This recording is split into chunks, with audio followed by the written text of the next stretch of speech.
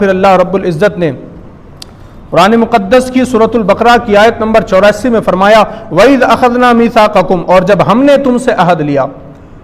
अब यहाँ पर फिर अहद का वादे का जिक्र है, पिछली आयत में भी था, इस आयत में भी है वइज़ अख़ज़ना मीसाक़कुम, कि जब हमने तुमसे अहद लिया ला तस्फ़िकून दिमाअकुम, के अपनों का खून ना करना। फरमाया हमने तुमसे अहद लिया था कि अपनों का खून नहीं करना, वला तुखरिजून अनफुसकुम मिन दियारिकुम, और अपनों को अपनी बस्तियों से ना निकालना। फिर फरमाया सुम्मा अक़ररतुम व अंतुम तशहदून, फिर तुमने उसका इकरार किया और तुम गवाह हो।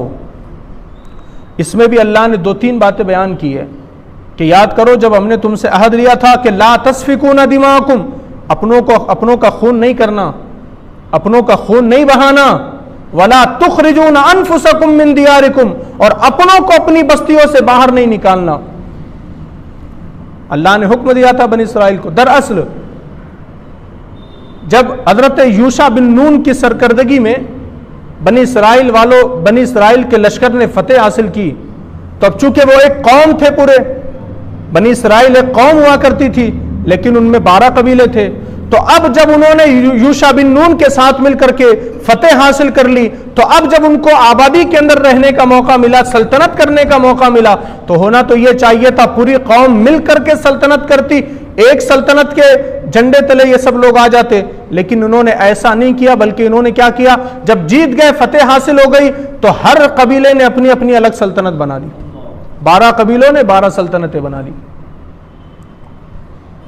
और जब इन्होंने अपनी अपनी सल्तनतें बना ली, तो फिर खुदा ने कहा चलो तुमने अपनी अपनी सल्तनतें बना ली, अपनी मर्जी से बना ली, ठीक है, लेकिन अब तुम्हें हम हुक्म देते हैं कि ये सारे जो है ये तुम्हारे भाई है, चाहे किसी और कबीले का हो, ये भाई है तुम्हारे, कलमा तुम्हें एक पढ़ते हो। तो अल्लाह ने फरमाया अगर तुम अपने खानदानों के अंदर बढ़ गए हो, कबीलों में बढ़ गए हो, तो कम से कम इतना करना कि अब तुमने अपने किसी भाई का खून नहीं बहाना, अपने किसी भाई को अपनी बस्ती से बाहर नहीं करना। अल्लाह ने यह हुक्म दिया था उनको, लेकिन उन्होंने क्या किया, अपनों से ही लड़ना शुरू कर दिया। तो इस आयत में अल्लाह ने उसी का जिक्र किया।